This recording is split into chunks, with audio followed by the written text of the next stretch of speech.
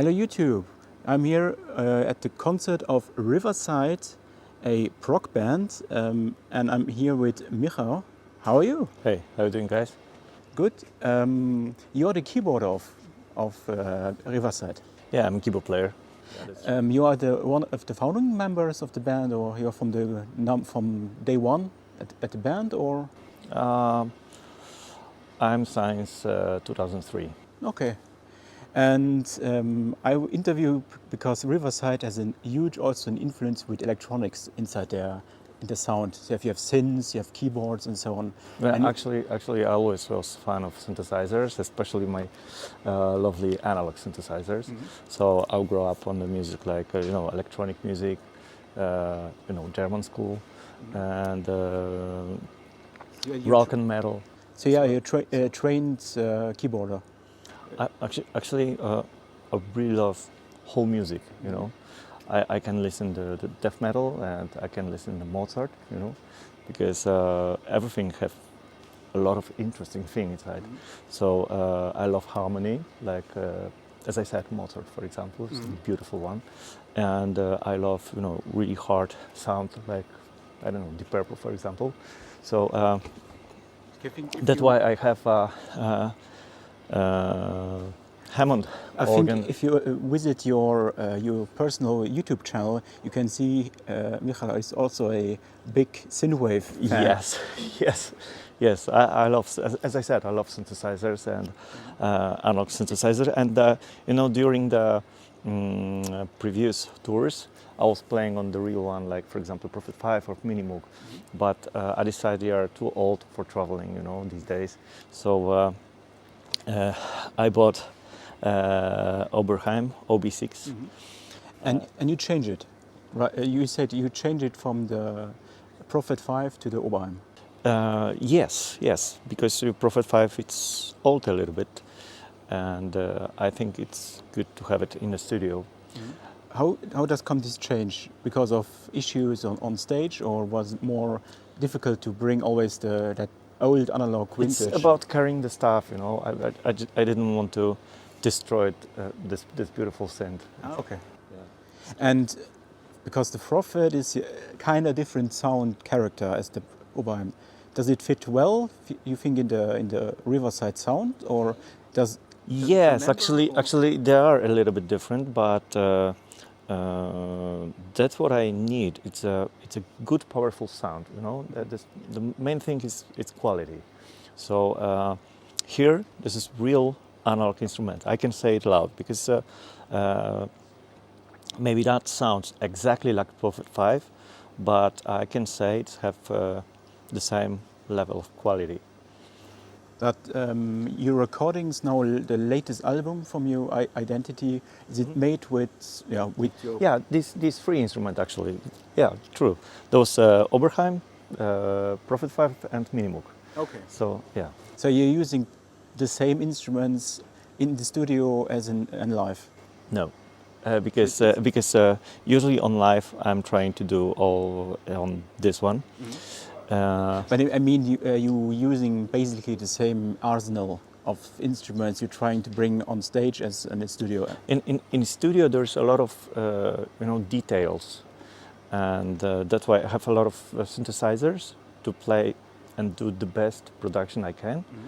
And here on the live shows, we can skip some details because the most important is to do a good sound, and to rock out. Yeah. For example, when I did one sound on Profet, there was one situation like this when I put one sound on Profet and exactly the same sound on Juno, the Juno 60, was sounds totally different and there was different emotion, but it was of course the same saw wave, So you decided now for the OB6. Personally, one of my favorites, some sequential. Yes. Because that is a super smooth sound. It's clarity, it's deep. And probably, and maintenance is far easier than a Profet 5. Yeah, there's actually it's one of the best ideas ever because the OB6, I mean the Profet 6 as well. There are programmable. Yeah, they have programs, they have presets, so it's very easy to change the sound. They have effects, sequencer, and arpeggiator.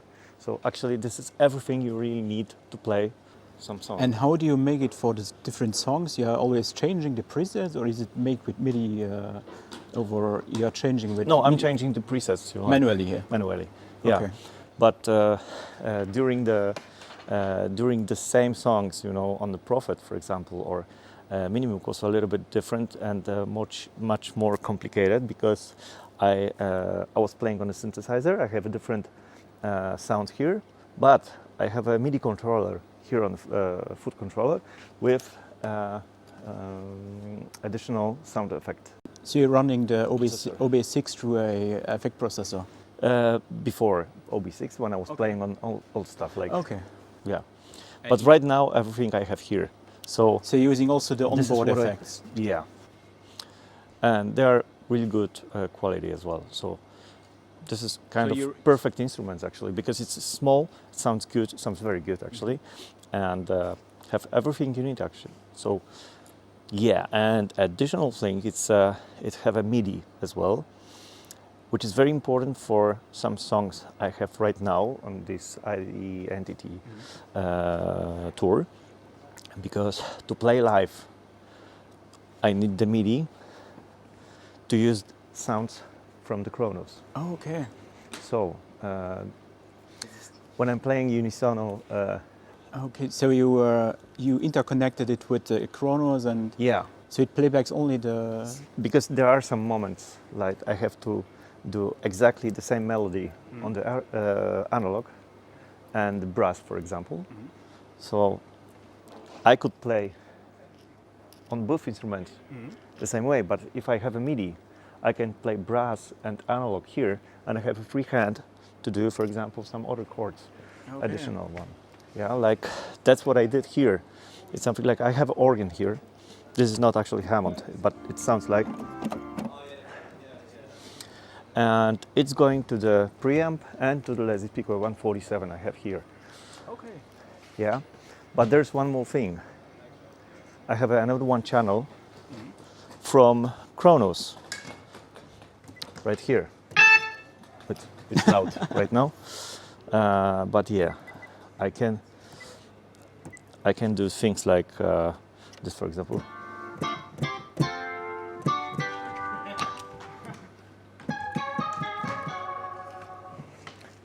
In the other side, sometimes I have my left hand here playing the chords on the organ, and for example mellotron as well, and I have another one hand for playing some melodies here. So there's a logical reason, because your keyboards are always this direction and this direction. Yeah, exactly. Another big part here of the Riverside sound is the organ. Organ? Organ, yeah. Yeah, I love it.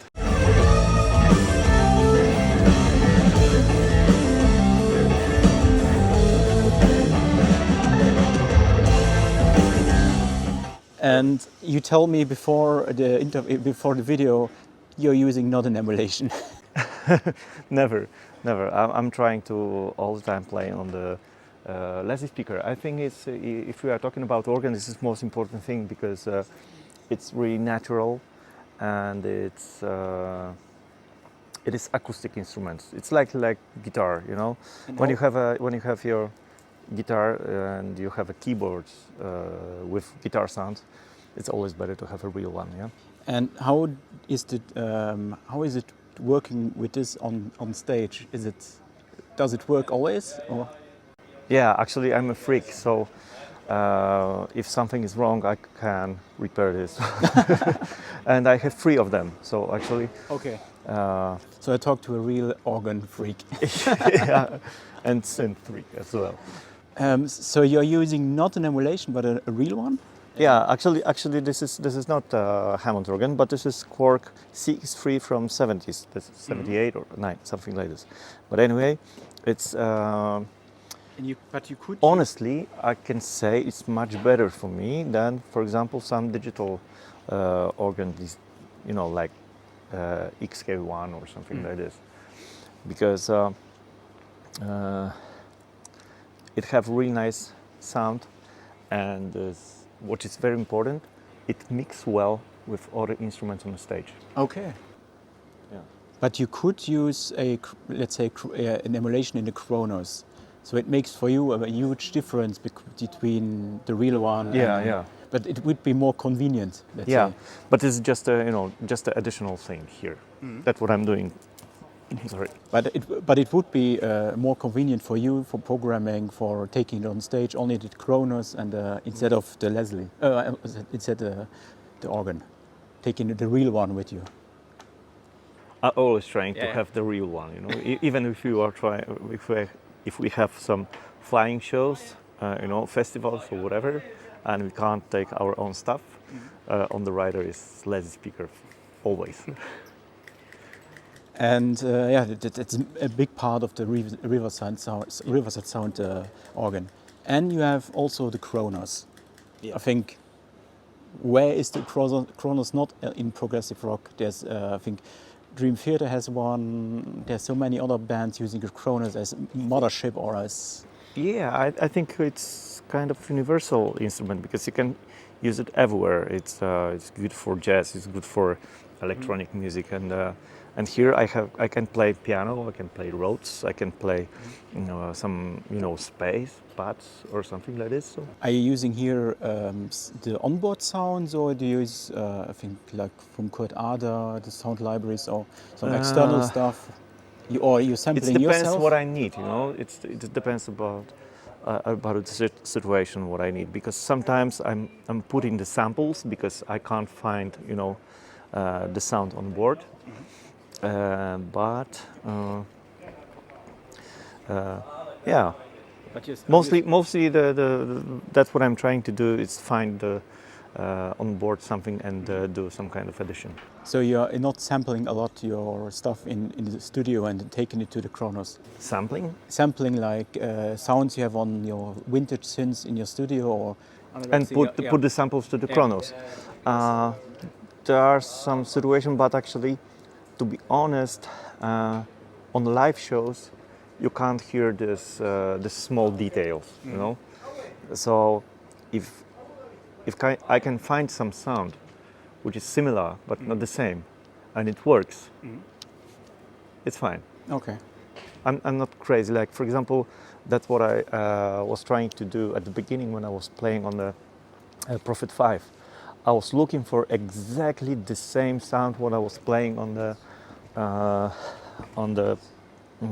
in the studio. And when I bought this one, I said to myself, actually, this is not so important. The important thing is to have a good quality of sound and play the melody. The melody is very important, and the way how we are doing this. So if the sound is a little bit different. Otherwise, you can also just play back the music from the CD. Yeah. So if the sound is a little bit different, but still in the same mood and good, this is most important. And we can be happy that that not the entire public is synth addict and knows every detail. Yeah, exactly. Yeah, that's what I'm saying. There are only a few.